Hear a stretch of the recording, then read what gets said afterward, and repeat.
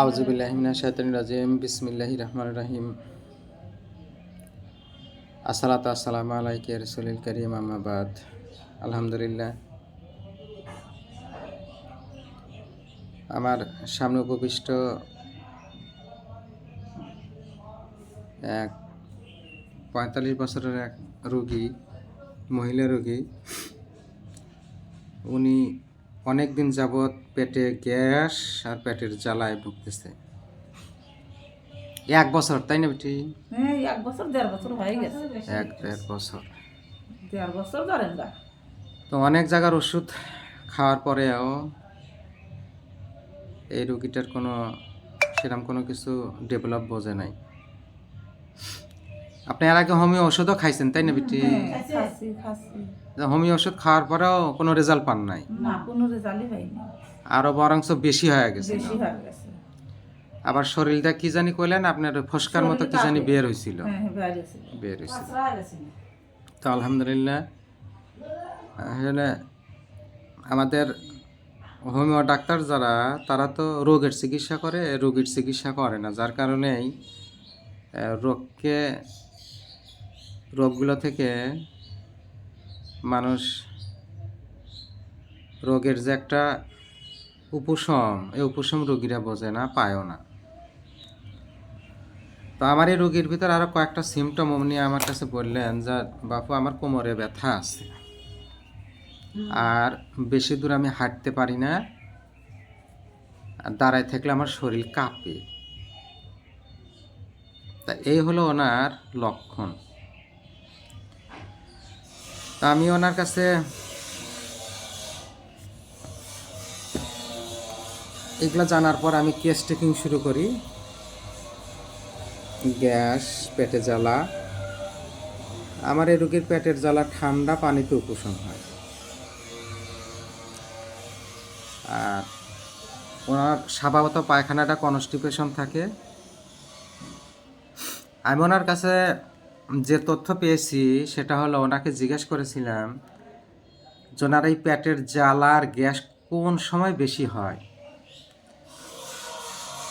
আমার রোগী আমাকে উত্তর দিয়েছিল যে আসরের পর থেকে আমার পেটের গ্যাস আর জ্বালা বৃদ্ধি পায়। তাই না বেটি, আপনি তাই বলছেন না? যে আসরের পর থেকেই আমার এই গ্যাস আর জ্বালা বৃদ্ধি পায়। তো আমি আরও কিছু সিমটম নিয়েছি, কারেকশন করেছি, লক্ষণ নিয়েছি। রোগী গরম কাতর, রোগী মিষ্টি পছন্দ করে, রোগী গরম খাবার পছন্দ করে, রোগী ঘাম বেশি, রোগীর পিপাসা কম, রোগীর রাগ বেশি,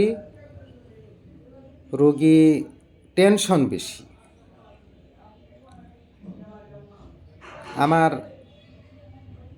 রোগীর এই কয়েকটা লক্ষণের উপরে সাধারণত আমরা রোগীর খাবার দাবারের ব্যাপারে জিজ্ঞেস করছিলাম। রোগীর মোটামুটি খাবার দাবার একটু ভালো আছে, খাইতে পারে, ক্ষুধা আছে, তাই না বেটি? ক্ষুধা আছে। তো স্বভাবত এই লক্ষণগুলোর উপরে নির্ভর করে আমার মনে যে ওষুধটা আসে সেটা হলো লাইকোপোডিয়াম। আমি লাইকোপোডিয়াম কেন নির্বাচন করলাম আপনাদের একটু দেখাচ্ছি। রোগী গরম কাতরের হলো, খাবার দাবারের ভিতরে মিষ্টি পছন্দ করে, গরম খাবার পছন্দ করে, রোগীর পিপাসা কম, রোগীর ভিতরে টেনশন বেশি, পায়খানা কনস্টিপেশন, পায়খানা কষা থাকে,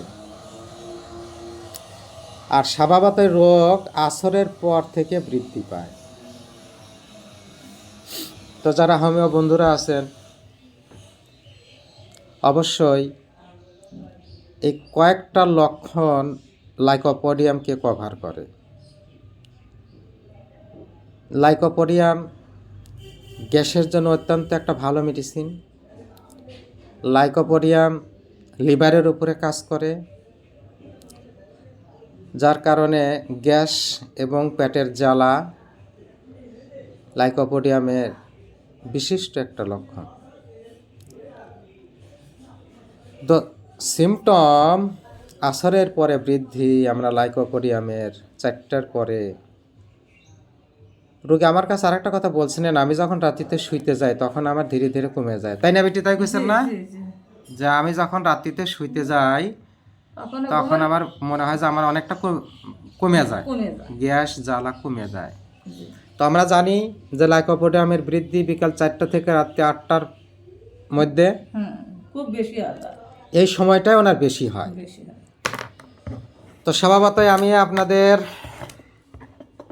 একটা কেস টেকিং দেখাইলাম। আমি ওষুধ নির্বাচন করলাম লাইকোপোডিয়াম 0102। 1 মাস পরে আমি এই রোগীটার একটু ফলো আপ আপনাদের একটু দেখাবো। আপনারা ভালো থাকবেন। পরবর্তী একটা ভিডিও নিয়ে আসার জন্য সবাইকে ধন্যবাদ। আসসালামু আলাইকুম রহমতুল্লাহ।